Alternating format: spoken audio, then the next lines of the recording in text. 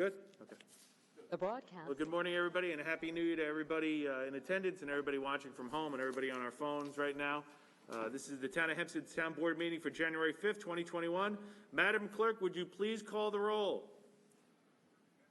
Supervisor Clavin. Here. Councilman Blakeman. Here. Councilman Carini. Here. Councilman D'Esposito. Here. Councilman Dunn. Senior Councilwoman Gooseby. Here. Councilman Muscarella. Here. I am now going to ask that Councilman Muscarella please lead us in the Pledge of Allegiance. I pledge allegiance to the flag of the United States of America and to the republic for which it stands, one nation, under God, indivisible, with liberty and justice for all. Well, because of the governor's executive orders and also because of COVID-19 pandemic, today's public hearing will allow for both in-person participation and telephonic participation using GoToWebinar. The instructions for the telephonic participation using the GoToWebinar, as well as to pertinent documents regarding today's public hearings, are available on the town's website. After the clerk calls each public hearing, the public who are here at Town Hall will first make comments, and then our participants on the GoToWebinar will be allowed to comment. All participants on the GoToWebinar must pay attention to the case called by our town clerk. When the public hearing is called on which you wish to speak, you must click the Raise a Hand button on the seminar as explained in the instructions. If you do not click the Raise Your Hand button when the public hearing is on, you will not be called upon. Also, all participants in the GoToWebinar will be muted until the moderator calls your name to speak. You must pay attention for your name and begin speaking when your name is called, or the moderator will go to the next participant. The moderator will also not recall anyone's name, so please pay attention. If you are participating and watching on the live stream, then you must mute the live stream to avoid any sort of feedback issues. Every participant will be given one chance to speak for up to 3 minutes in accordance with the town board's rules. When you're done speaking, your time is up. The moderator will again mute you on the GoToWebinar. At the end of the public hearing portion of the meeting, the GoToWebinar will be turned off, and I encourage all those who are using the GoToWebinar can continue to listening and watching the meeting on the town's live stream page. Please note that anyone using profanity or straying off topic in the GoToWebinar will be immediately dropped by the meeting by our moderator. Madam Clerk, Happy New Year, and would you please call the first public hearing? Thank you, Supervisor, and to you as well. Proposed local law regarding parking or standing prohibitions, Belmore. Does any member of the town board wish to be heard on this? All right, if not, is there anyone here at Town Hall who wishes to be heard on this? Lastly, if you are participating on the GoToWebinar, please now click the Raise Your Hand button as described in the instructions on the website.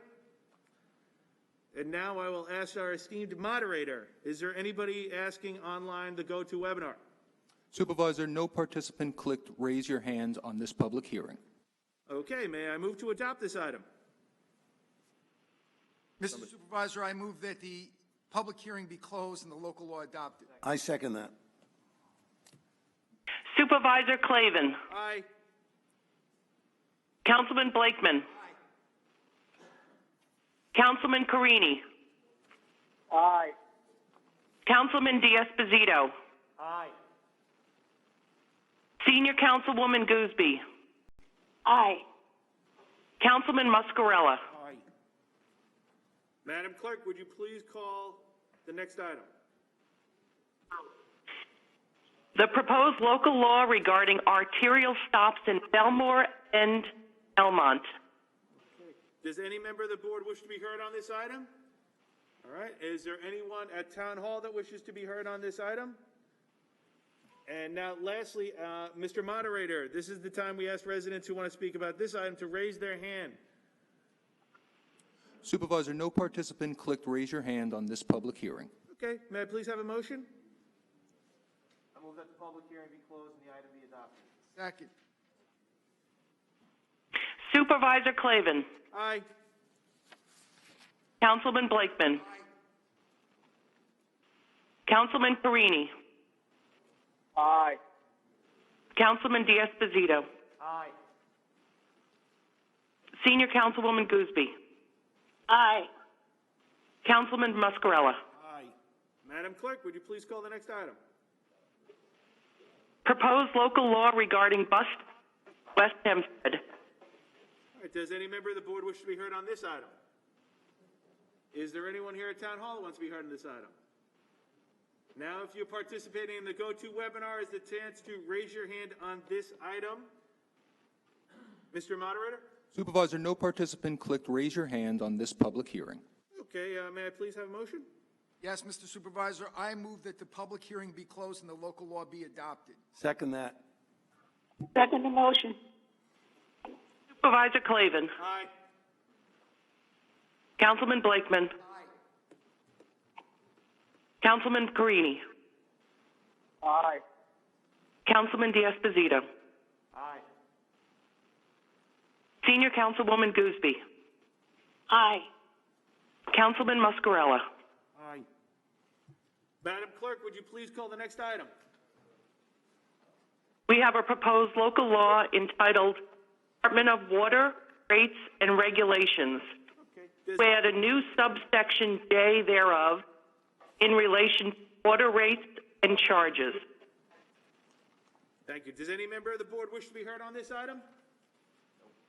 Okay. Is there anybody from the public that wishes to be heard on this item who is here at Town Hall right now? Me, Can I please have your name and address for the record, sir? Felix Procacci, Franklin Square. Happy New Year, Mr. Bacacci. This resolution proposes to increase taxes $100 per year. Supervisor Don Clavin should make sure that residents understand that any board member that votes yes to this resolution is voting to increase taxes. The town is calling this tax increase a special charge. The public should not be fooled. It is a tax. Each of these town-controlled special districts have a budget line item called operating expense apportionment. To my FOIL request for this information, the town has indicated no records exist. If this is in fact the case, there is nothing preventing the town from using this money for other purposes, and the public has no way of checking this. To ensure this money gets used for only the items indicated in this resolution and nothing more, a separate account should be set up so the money is not commingled, and all activity on this account, like copies of checks, should be made available to the public.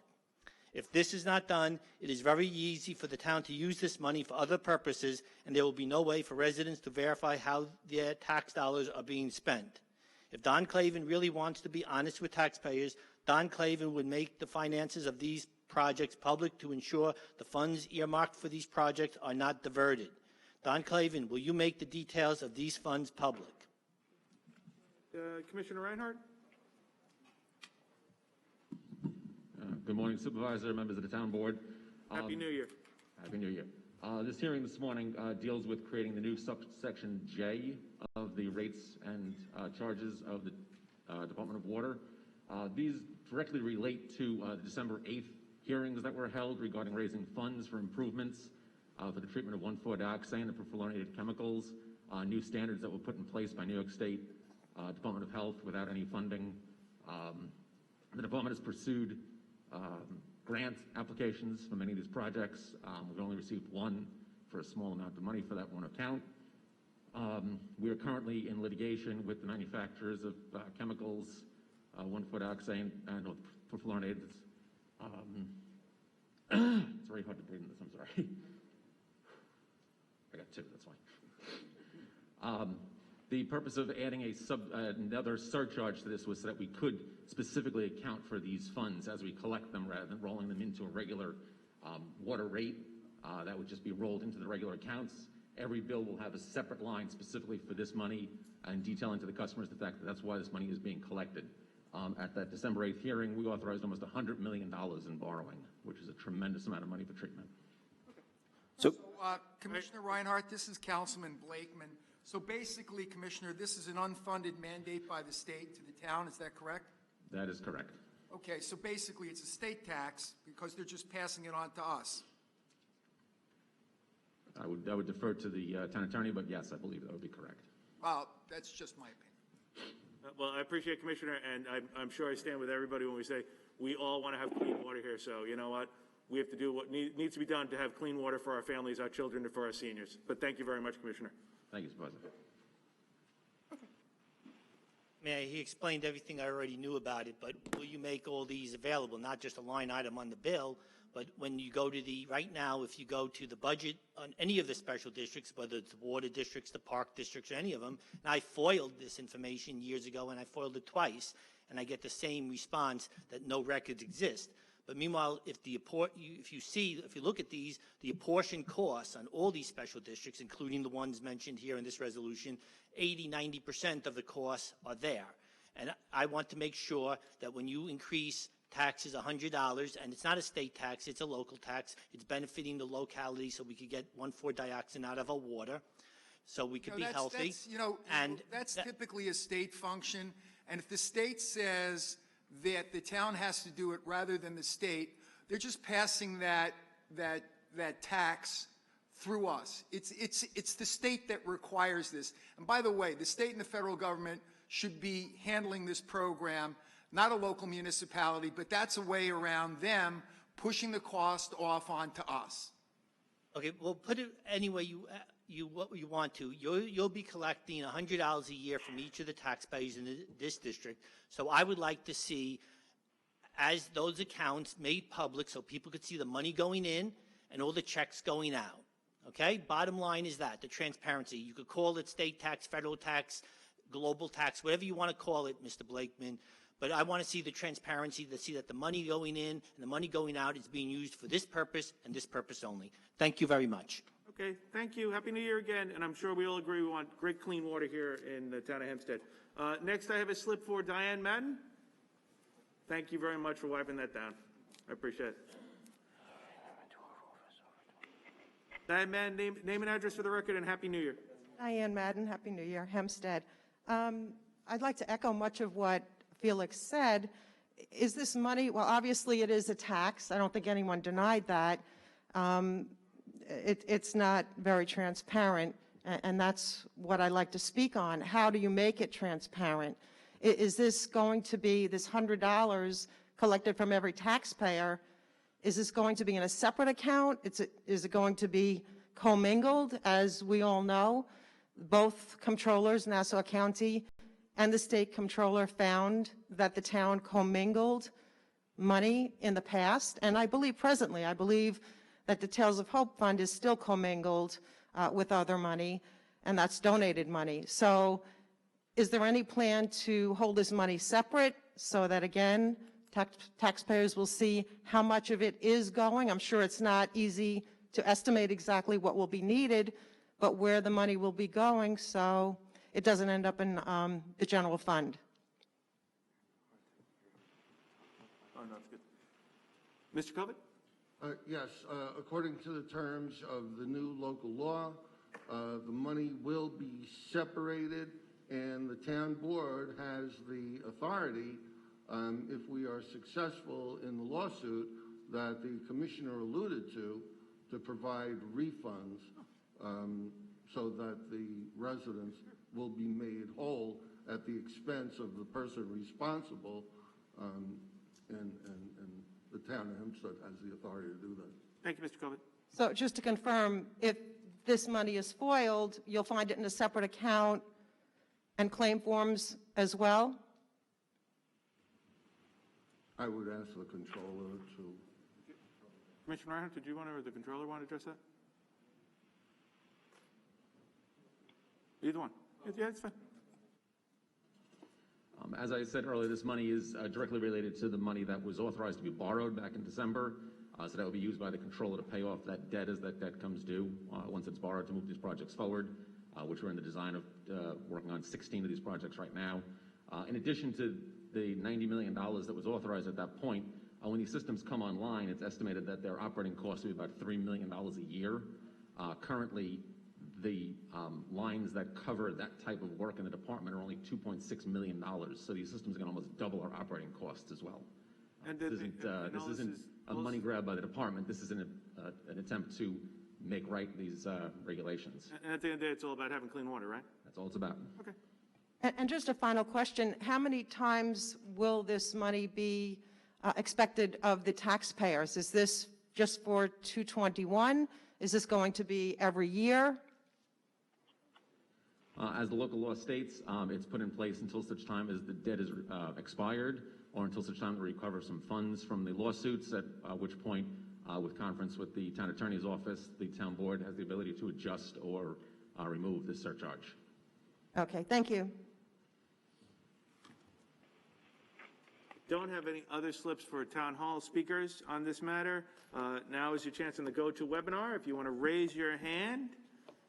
Supervisor, one participant has clicked raise your hand. Okay. The name on the GoToWebinar is Valerie Lamp, but Ms. Lamp asked us to introduce her as Valerie Heffron. Ms. Heffron, please go ahead with your comment. Good morning. Happy New Year. Hello? Yep, Happy New Year, Ms. Heffron. Oh, Mrs. Heffron. Mrs. Heffron. So, my question on this is, what is operating expense apportionment, and can I get a breakdown as to what expense to this value? Jay, can you respond? Thank you. Commissioner Reinhardt's going to respond to you. That would be a question directed to the Comptroller's office. Okay.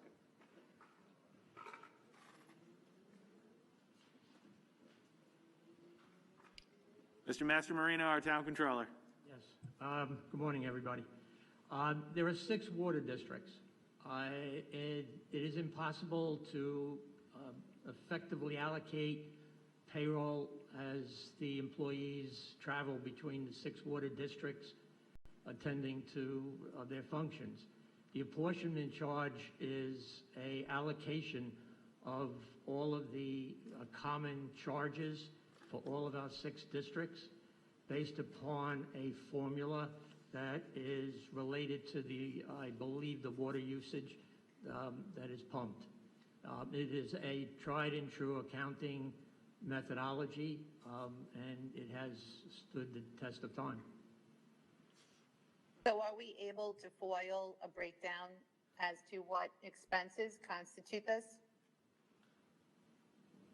The expenses are in the budget, and the apportionment charge is an allocation of the total, but the total is broken out in the budget in total. Okay, and I just wanted to say that, obviously everyone wants clean water. There's no need to keep, saying that. It's an obvious soundbite, and it's just ridiculous. Thank you very much. Okay, Mr. Moderator, is there anybody else online who's at the raise their hand? Supervisor, no other participant clicked raise your hand on this public hearing. Okay, Madam Clerk, would you please call the roll? Or can I have a motion? Maybe rephrase that. Mr. Supervisor, I move that the public hearing be closed and the local law adopted. Second. Supervisor Clavin? Yes. Councilman Blakeman? Aye. Councilman Carini? Aye. Councilman D'Esposito? Aye. Senior Councilman Gooseby? Aye. Councilman Muscarella? Aye. Madam Clerk, if you would please call the next item. We have a proposed local law regarding restrictions in Baldwin and Westbury. Okay, I don't see any slips on anybody here at Town Hall that wants to speak on this. Now's your chance on the GoToWebinar to press the raise your hand button. And in the interim, does any board member have any questions or anything? Okay, great. Mr. Moderator? Supervisor, no participant clicked raise your hand on this public hearing. Okay. This is very restricted. Councilman D'Esposito? No, I'm sorry. All right, listen, may I have a motion? I move that the public hearing be closed and the item adopted. Second. Second. Supervisor Clavin? Aye. Councilman Blakeman? Aye. Councilman Carini? Aye. Councilman D'Esposito? Aye. Senior Councilwoman Gooseby? Aye. Councilman Muscarella? Madam Clerk, would you please call the roll on the next item? Or, I'm sorry, Madam Clerk, would you please call the next item? Proposed revised public parking field maps in Ocean. Okay, I do not see any slips on anybody that's in here. Does any member of the board wish to be heard on this item? Okay, Mr. Moderator and anybody on the public, now is the chance to click the raise your hand button on this portion of the meeting. Mr. Moderator. Supervisor, no participant clicked raise your hand on this public hearing. Okay, may I please have a motion?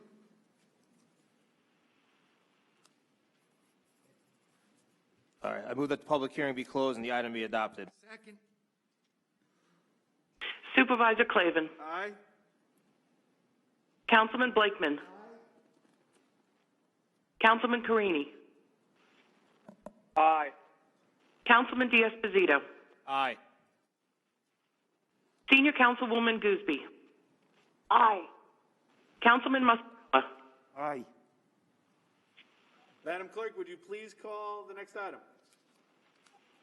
We have the proposed local law regarding speed limits and more. Okay. Does any member of the board wish to be heard on this item? All right. I do not have anybody here at Town Hall that wishes to be heard on this item, but if you are participating in the GoToWebinar, now is your chance to click the raise your hand button as described in the instructions. Mr. Moderator. Supervisor, no participant clicked raise your hand on this public hearing. Okay, may I please have a motion? I move that the public hearing be closed and the local law adopted. Second. Supervisor Clavin. Aye. Councilman Blakeman. Councilman Carini. Aye. Councilman D'Esposito. Aye. Senior Councilwoman Gooseby. Aye. Councilwoman Muscarella. Aye. Madam Clerk, would you please call the next hearing? We have the proposed handicapped park public street in East Atlantic Beach, East Meadow, Franklin Square, Oceanside, Ford, Uniondale, and Westbury. Okay, does any member of the board wish to be heard on this item? Okay, I do not have any slips for anyone here at Town Hall that wishes to be heard on this item, so now if you are participating on the GoToWebinar, now is your chance to raise your hand. Mr. Moderator? Supervisor, no participant clicked raise your hand on Okay, this may I public hearing. please have a motion? Mr. Supervisor, I move that the public hearing be closed and the items adopted. Second. I second the motion. Supervisor Clavin. Aye. Councilman Blakeman. Councilman Carini. Aye. Councilman D'Esposito. Aye. Senior Councilwoman Gooseby. Aye. Muscarella. Okay, we're going to go to the administrative calendar. Mr. Moderator? We'd like to remind all our participants on GoToWebinar that the GoToWebinar platform will now be turned off as the public hearings are over, and we invite you to please continue following the Town Board hearing on the live stream at the Town of Hempstead website. Thank you. Outstanding job, Mr. Moderator, as always. Madam Clerk, would you please call the administrative calendar? There are items 9 through 99 on the administrative calendar. Okay. Does any member of the board wish to be heard on any administrative calendar items? Yes, Mr. Supervisor, there are 4 items that I would like to comment on. Number 1 is I join with Councilman Muscarella in thanking the Town Board for putting forward again the grant to the Great Gateway Youth in Elmont, a great organization that serves our young people, and the Five Towns Community Center Bilingual Program, which helps non-English speaking young people and adults to be more proficient in English. I also want to thank you, Mr. Supervisor, for putting forth the town definition of anti-Semitism, which will make it clear exactly what anti-Semitism is and why we are against it. And also, with respect to item 62, I'd like to thank you for your leadership with respect to the grant, the CARES Act grant to the village of Malvern.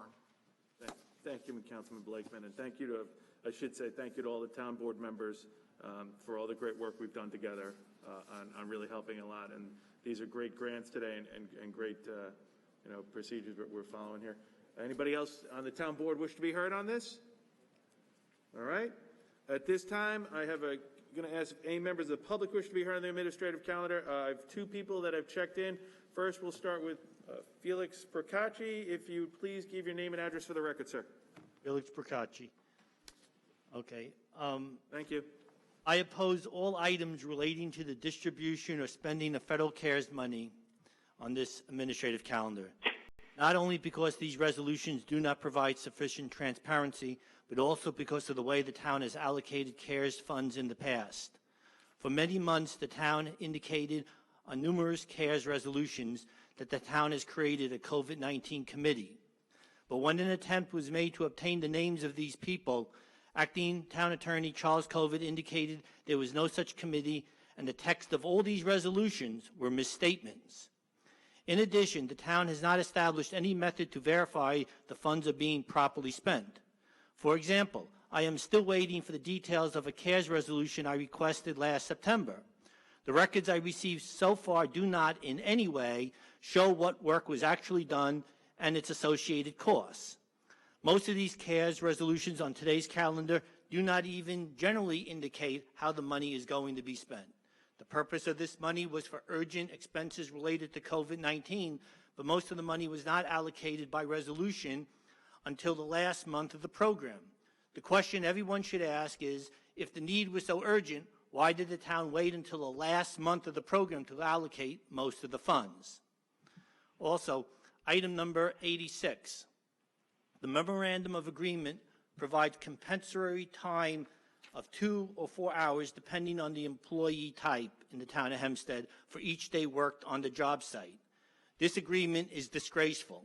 The town is increasing benefits for employees who are collecting their full salary while making residents of the town, many of whom have lost large portions of their income, subsidize this higher cost. This agreement does nothing to help non-employee town residents. Its only purpose is to allow the town board to suck up to the union and win their endorsement and their votes. Thank you. Thank you, Mr. Procacci. Have a wonderful day. Other speaker I have right now is a Stu Kroll. It says from Great Neck. If you give your name and address for the record, sir. Yes, Thank you. Stu Kroll from Great Neck. Thank you. Happy New Year. You too. I'm just going to make this very quick. Having read Resolution 39, it's somewhat akin to locking the barn door when the horses have gone. I have to thank everybody for a good laugh on this. If you're looking for a good definition of anti-Semitism, I think you need look no farther than the Facebook screenshots of Ryan Hemsley, an Oceanside sanitation executive. Aside from his other racist posts, anti-gay lesbian posts, and making fun of disabled children, his anti-Semitic post showed a swastika. Nothing could be more heinous than that. No one on this board joined us in the growing demand for his resignation until weeks had passed. At that point, Mr. D'Esposito and Mr. Clavin denounced this 2 or 3 hours before a scheduled press conference. No doubt a coincidence. Where is the continuing outrage that should exist amongst us? Where are the other board members' outrage? You know, I'll ask you, Bruce, where's your outrage? You commented on anti-Semitism before. There have been graffiti posts, photo ops all over. It doesn't matter whose district it is. There have been these posts all over Nassau County. People have gone for photo ops. Stuart, I'm glad you asked. Good. You know, the reason I have not made a public comment on it is because basically I was very, very happy with the response by the elected officials in that area, in Oceanside, Councilman D'Esposito and Supervisor Clavin, which echoed my sentiments with respect to anti-Semitism. And since it is Councilman D'Esposito's district and he handled it masterly along with the supervisor, there was no reason for me to chime in. Everybody knows where I stand on anti-Semitism. I have a long record serving as the Vice President of the American Jewish Congress, to serving on various committees. My brother was the first commissioner of the Holocaust Memorial Commission in Washington, D.C., appointed by President Bush. Me and my family have a long record of fighting anti-Semitism, as well as other bigotry and other, crimes against people's civil rights. So, I didn't feel the need to interject myself into the business of that district. So, if I thought it was necessary, if I felt that an elected official wasn't taking their responsibility seriously with respect to anti-Semitism, believe me, I would have spoke out. But I was very happy with the response that we got from our elected officials here and throughout the county, in both parties. All right, that's a reasonable, thing. I can appreciate that. Now, there are other members on this board, aside from Mr. D'Esposito and Mr. Clavin, nobody, as far as I know, and you can correct me if I'm wrong, has said anything. And it's astonishing to me that this man still holds a position. Well, how is that possible? From what my understanding is, there is a process that they have to go through, and it is an independent organization, independent of the town, and they have elections, and they have procedures for removal, and let's wait and see what the process is. There has to be a process, and I think that the process is playing itself out. All right, it seems like it's taking a while, but that's fine. All right, thank you. Thank you. Thank you again. Take care. You have one more coming down. Okay, who's? Diane Madden. Okay.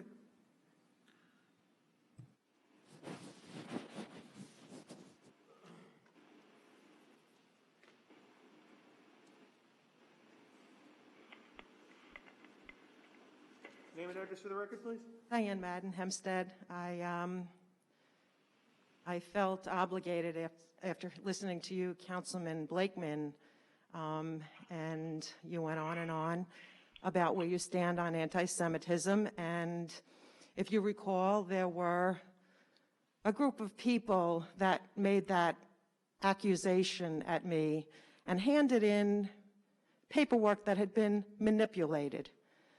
You told me that at that meeting, it was as appalling to not only make anti-Semitic remarks, but if someone was unfairly accused of being anti-Semitic. And you really never cleared that up, and you certainly never gave me any apology. So where do you stand on that? I don't know why I would apologize to you. I didn't accuse you of that, and as a matter of fact, I didn't speak out against it because from everything I heard, the accusations against you were unwarranted. So why would you criticize me when basically I myself made the personal determination that the accusations against you did not have evidence, and that I certainly didn't criticize you. No, and I appreciate that, but quite honestly, you never cleared my name. And you certainly took that information, ran with it when I was accused of that, and proved to your office and you and the supervisor at the time that my name was taken from a post and superimposed on another post. So I appreciate the fact that you are or have the integrity to acknowledge I was wrongly accused. But back to your comment, I think it is important when someone is accused of being anti-Semitic and they're not, to make that clear, that that is just as appalling. If I can make the record clear, I didn't conduct an extensive investigation, but from what I saw, I found that the accusations that you had made, anti-Semitic statements, were not supported by the evidence. Thank you.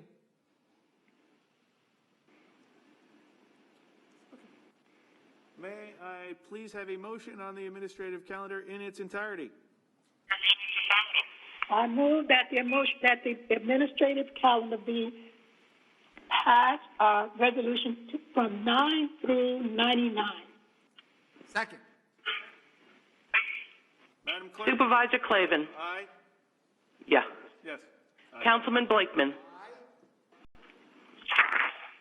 Councilman Carini. Aye. Councilman D'Esposito. Senior Councilwoman Gooseby.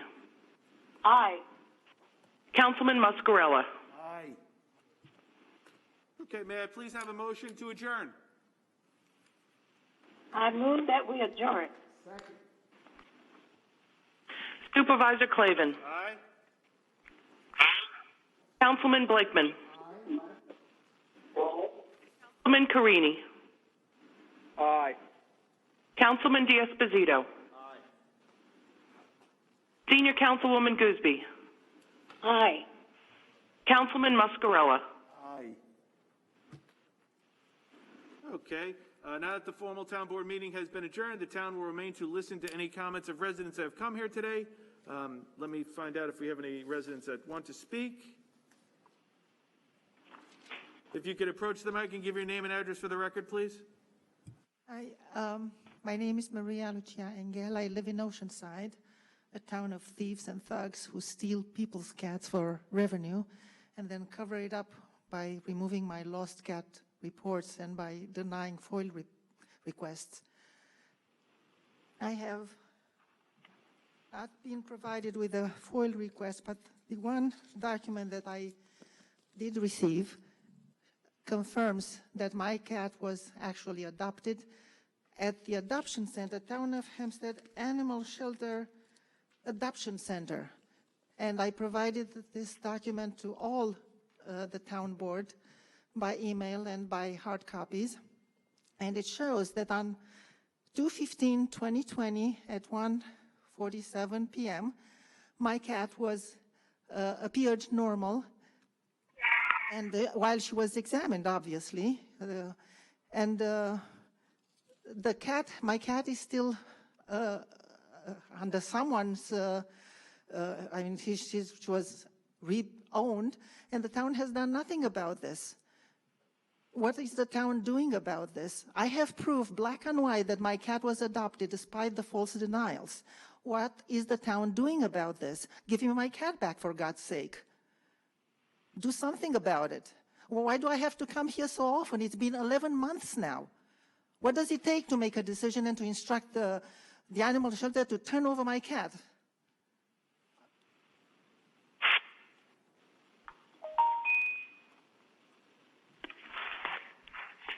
What's the answer?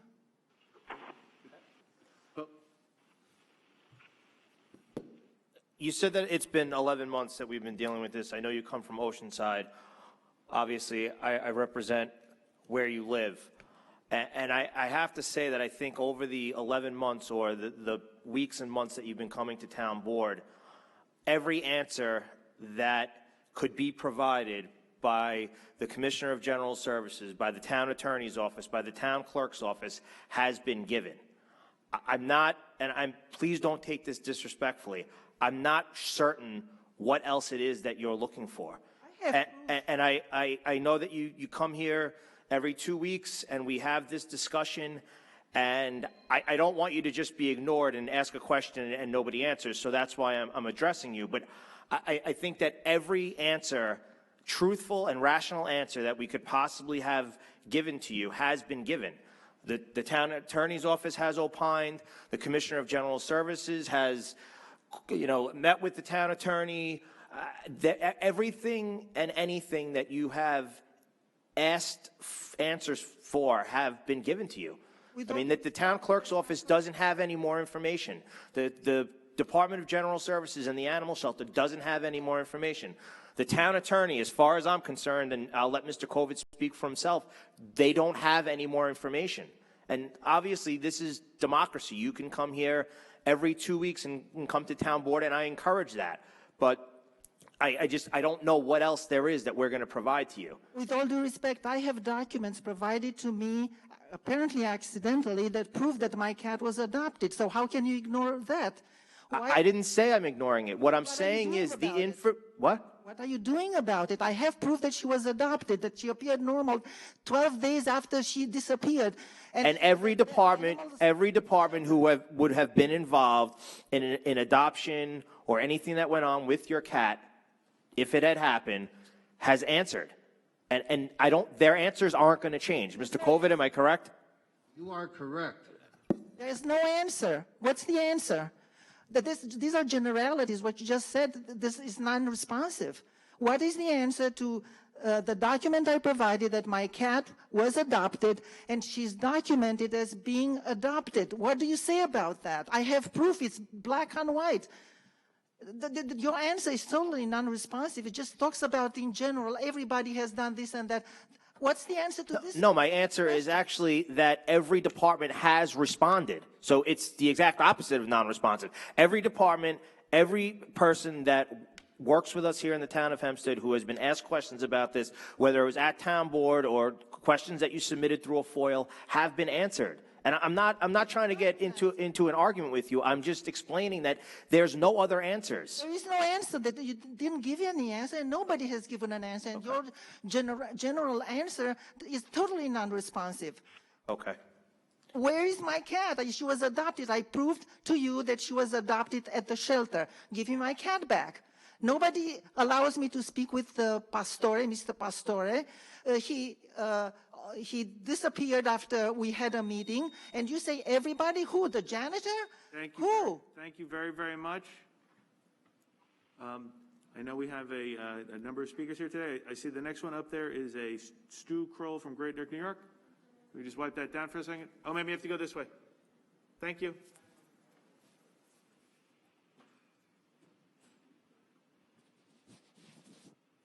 Welcome back, Mr. Kroll. If you give your name and address again for the record, thanks. Thank you. Mr. Clavin, Stu Kroll, Great Neck. Upon your assuming office a little over a year ago, you said that the shelter was very, very poorly run and you were going to improve it. You pledged to bring in Ms. Madden to help and to take the resignations of all your commissioners. Last time I checked, you took no resignations, nor have you allowed Ms. Madden to help reform the shelter. The situation at the shelter has deteriorated greatly long before COVID struck. You stated that it was unsafe to allow TNR to continue with the shelter, even though it's very low contact. You then contracted out the program to Central Vet. Why was it safe for them to operate the program, but not safe to operate the program in Hempstead? You know, that sounds a little bit hypocritical to me. This program has now been closed totally for over a month. In North Hempstead, you know, I had 4 cats recently myself that I brought into the town of North Hempstead spay-neuter program, and there was no problem. It wasn't unsafe, you know, to do it. We all did it. And you know what? We're all still alive. Let's see over here. Animal people are undergoing severe financial hardship, and they do not have excess of funds to pay private vets hundreds of dollars to privately fix these cats. The result, of course, is that there are ever-expanding numbers of cats suffering and multiplying on the street. Let's see, as I said, as a resident of North Hempstead, they have access to a program that residents now in Hempstead have no access to this program. Some of the CARES Act money should have been given to private rescue groups to subsidize them to continue and increase the pace of their vital programs. Yes, some of this money has gone to very worthwhile causes. However, tens of millions of dollars have been diverted into the general fund. I assume the federal agencies will rectify this situation. Mr. Clavin, you've allowed needless suffering, you know, to occur on the streets when you could have rectified this situation and still can immediately. Instead, you've allowed an unqualified trainer to remain who lied about 4 out of 5 of her qualifications, and a director, Pastore, to remain in charge who gave a clean bill of health to a situation with 10 of our dogs in Utica that was so horrific that the Utica mayor was brought to tears. Between January of 2020 and October 1st, 89 cats were euthanized at the shelter. There were no cats taken in except injured cats. No surrenders were accepted. I suspect, and there weren't many of those injured cats either, I suspect that a large percentage of the cat population at the shelter was euthanized. We have foiled all the notes on why each cat was put down. All the medical notes have been requested. By strange coincidence, the response to these foils is way overdue. Many cats were sent to a sanctuary in Maryland, meant for many adoptable cats, I might add, meant for feral cats. To make this matter even more absurd, the $350 that was paid for not out of a $5.5 million budget, but rather out of the Tails for Hope Fund, where numerous audits said should have been segregated funds and a 501c3 form, which of course would make it harder to use for whatever one wanted to do. All I can say in conclusion is that we don't ask for this program to be reinstated. We demand that it be reinstated now. Thank you. Thank you. Next I have a Felix Bercacci.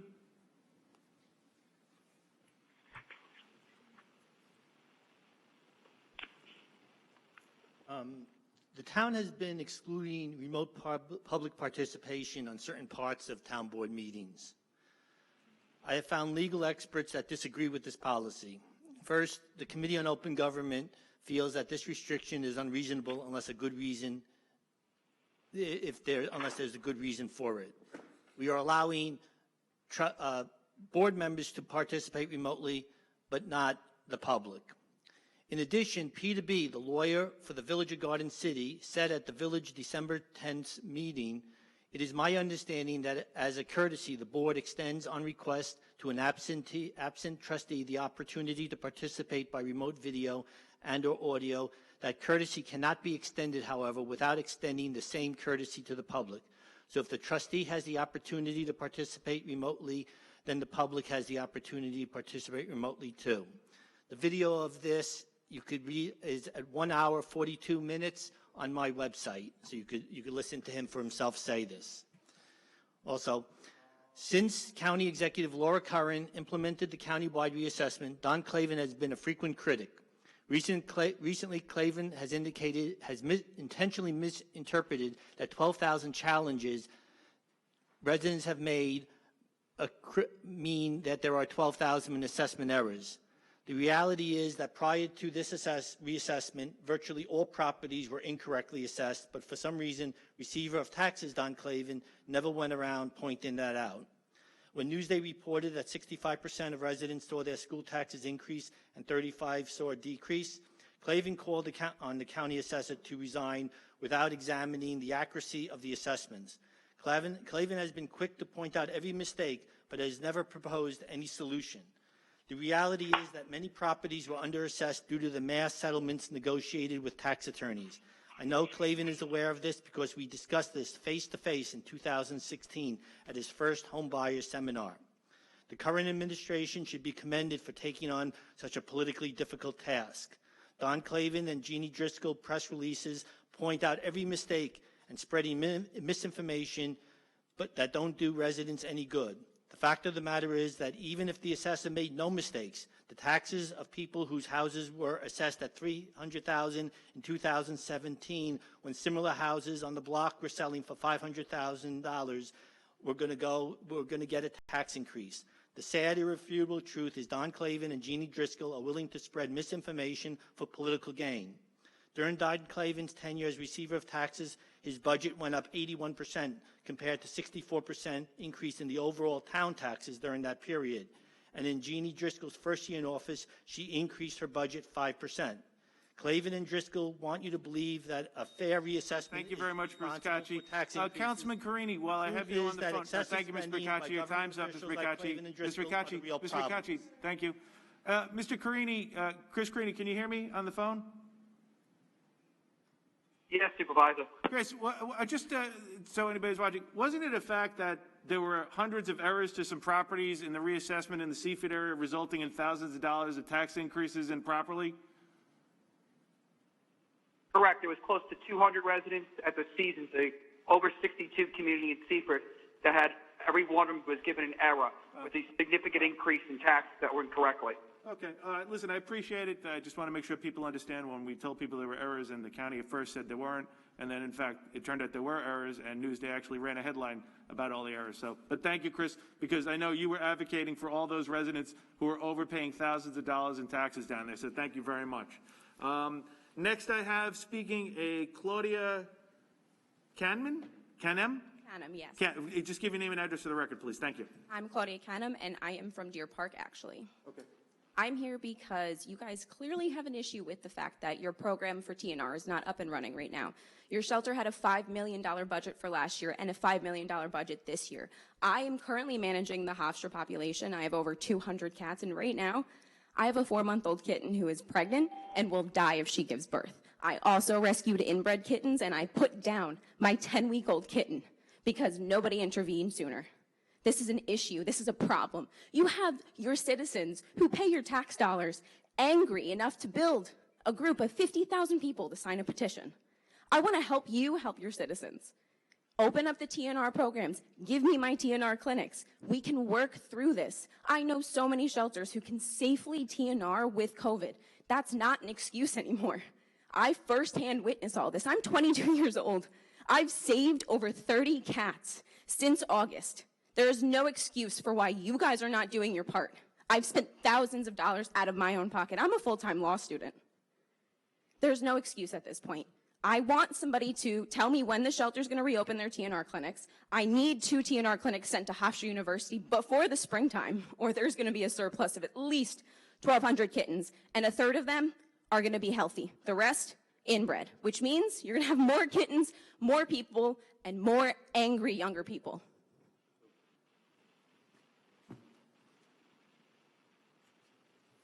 I'm sure you're aware, as you know, what we actually did have the TNR program running. We didn't do it in-house for the safety of our coworkers here in the town.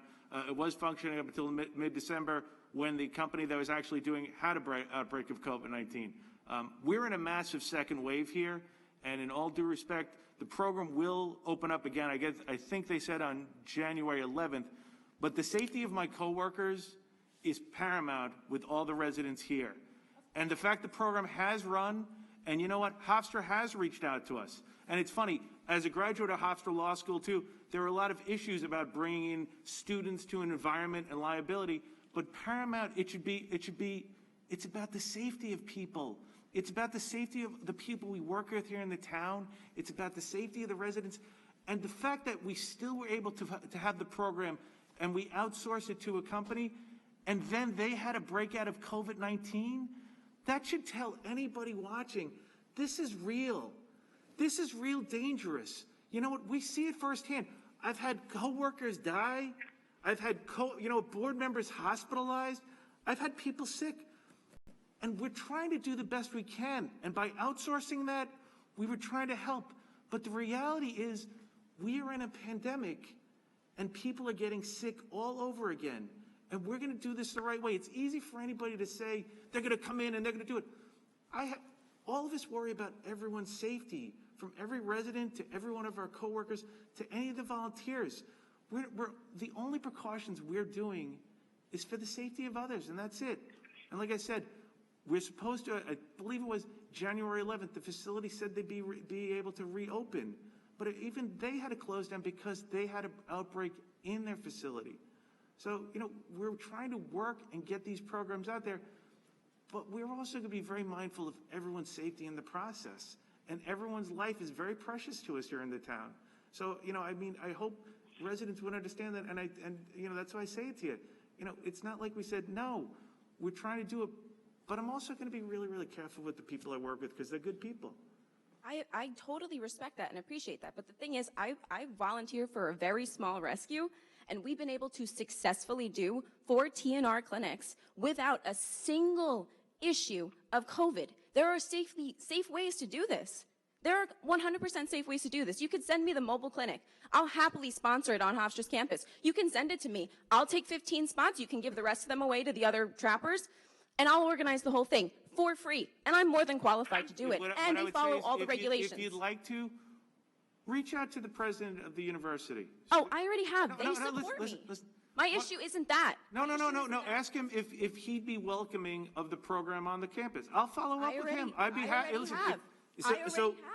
So I'm working with them to make President the entire Rabinowitz program. said it's okay for us to operate the entire program over there? Yes. And they'll accept all liability and everything associated with The it? liability goes through my rescue. The liability goes through my rescue. But you know what? It doesn't simply end on your rescue because, like I said, there are so many facets involved with it, and using town resources for running these programs. You know what?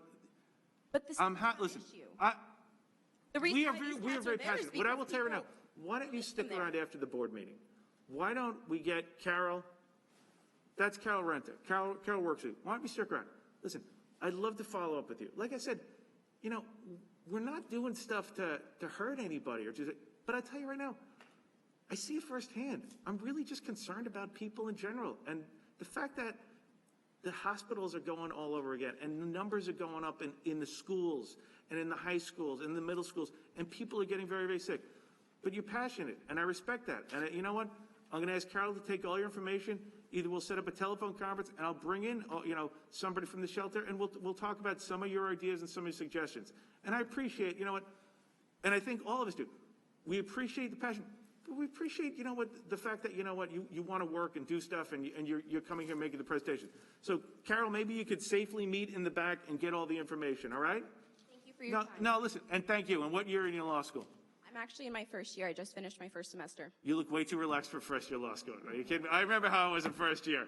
I'm so excited to go back. Actually, I've already even started working on my. Listen, I'm a little concerned. I've never heard anybody say they're excited to go back to their first year. But congratulations to you. Good for you. And after your first year, everything gets a lot better there. So congrats. Thank you for your time. All right, Carol. If you can go in the back, Carol's going to get your information.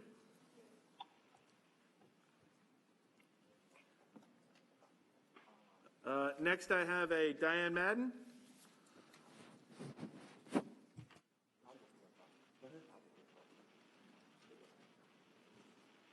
Diane Madden. I'd like to speak on the TNR program as well. It's very confusing, Supervisor, when you say or suggest that it's unsafe, but you can hold a mulch fest and say that it's contactless and safe, which I believe it is, and by the way, I support. So I know you're hopeful that people buy your excuses, but you have all of the resources. The on-site program should be launched again. There is not one reason why it shouldn't. And certainly if you have people volunteering their time and their skills, you have everything on site at the animal shelter to move forward. You have the recovery, and you have every resource available. And January is the time where we start looking at the cats that it used to just be a kitten season. Now kitten season starts in January, and it continues throughout the year. If you can run a mulch fest safely and contactless, you could do the same thing at the animal shelter. As far as Central Vet, to say that they shut down because of COVID, that's quite suspicious because I believe all of their other veterinary services are available. So I don't understand if they have COVID in part of the building but not COVID in the other part of the building. I would understand if the entire vet service shut down. So it's very troubling to me that you would deceive the public in this way, because if indeed they had COVID, the whole place would be closed down. I'd like to talk about the animal shelter and what's been done from H2M concerning the fact that the animal shelter staff continue to have to take in cash and coins and checks. Is there any proposal from H2M to install credit card and debit services? I know that they are installing or have installed touchless toilet bowls. I think it's more important to install, finally, and catch up with the times, debit and credit cards at the animal shelter. Could someone tell me if that's a proposal or if that's going to happen? Interesting idea. We'll take it under advisement. Thank you. Not under advisement. I'm asking if the company that we're paying with Federal CARES Act money millions of dollars, if they've suggested as a safety protocol to put in credit card services so that the staff that you care so much about are not handling cash, checks, coins. I'd also like to propose that you bring in a diversity consultant. I looked at some of the hiring and the contracts, and it looks like the family tree for the Republican Party. I urge you to do that soon. Also, if you could allow the public to participate at miscellaneous. Thank you so much, Ms. Madden. Happy New Year. Happy New Year. We have, I understand Kelly, that town officials are given that opportunity. If you could please consider allowing the public to participate remotely. Thank you. That was a pleasure. Thank you. Next, we have down a Kelly Shua. If you could just give your name and address for the record, please. Thank you. Happy New Year. Happy New Year. Kelly Shewart, Merrick, New York. I am here to ask, there's a $5,000 donation from the Animal Surgical Center, East Meadow, to the town of Hempstead Shelter, and I was wondering what that money will be used for, and why would a private vet donate to the town? I'll have to find out. I'll be happy to follow up. It's a great question. Okay, and my other statement is about the TNR. I'm glad to hear that it's possibly, is that a definite or in the works, or for January, you said? I believe it was a tentative date they sent us because they did have a COVID outbreak over there with their number of their employees. So for safety precautions, you know, I mean, I think you're realistic too that. Yes, you know, the COVID is, you know, people are getting sick all over again, and I appreciate you understanding that. And my counsel, Christine Grillo, right there, she's going to follow up on that grant. So at the end of the meeting, if you could stick around for a couple, she'll take your name and address so we can follow up with you, okay? I was just curious if it was going to work the same way it did before. Are we going to be able to register online? Just things that are, you know, to make it. Because like I said previously, that when we do normal TNR and we drop off a cat, it is literally one person at the front desk, and you don't even need to have contact with the person in the back when you bring the cat around back. No, listen, it just comes down to, you know, there are just cases of COVID that are popping up, and I can't get into all the operations of the town, but you see it, and I appreciate that because I know you know, and I'm grateful for that. Thank you.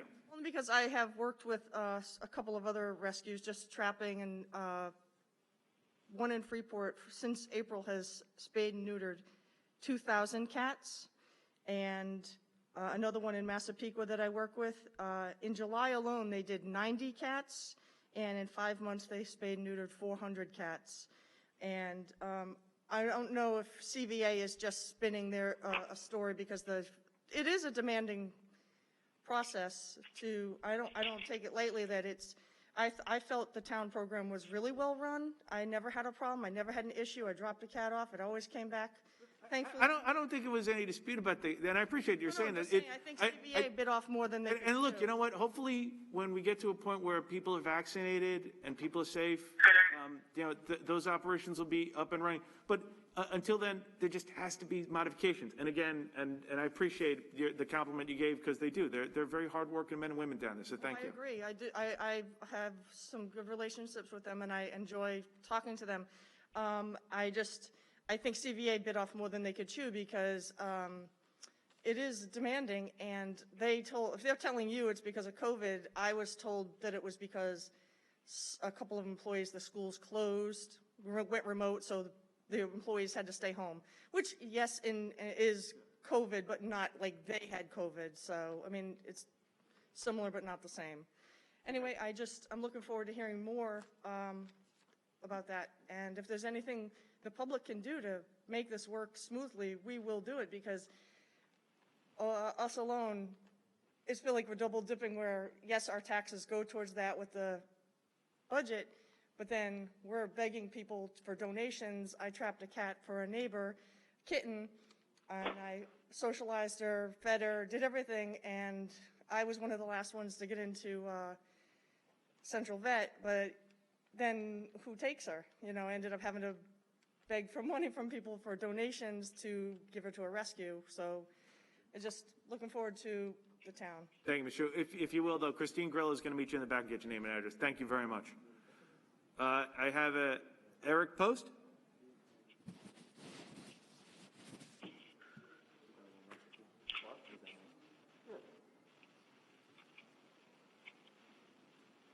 Hello. Your name and address for the record, and Happy New Year, Mr. Post. Happy New Year. Eric Post, 346 Maple Street, West Hempstead, New York. I just wanted to thank the regional director of the AJC, the American Jewish Committee of the Long Island region, and I want to thank,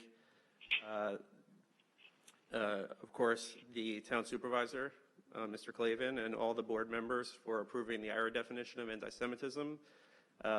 As you know, a recent report that we put together showed that while 9 out of 10 American Jews are concerned with the rise of anti-Semitism and believe it's a problem, only 6 out of 10 people in the general public believe that it is a problem. In addition, nearly 50% of the general public in America knows what the term anti-Semitism means. So the step you've taken today, the largest town in the country, and a town that I was born in and raised in and live in now, accepting and taking on the definition of anti-Semitism, as well as, most importantly, committing to using the definition in an educational capacity, is extremely important to the American Jewish community, extremely important to me as an individual, and I just wanted to thank you for that and wish you all a Happy New Year.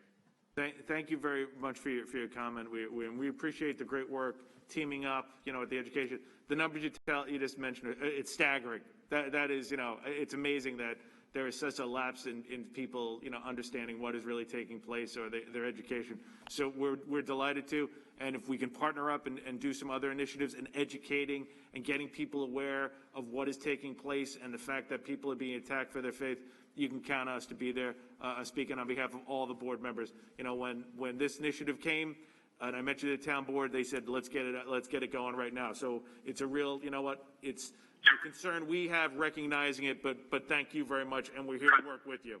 Thank you. We look forward to it. All right. Thank you.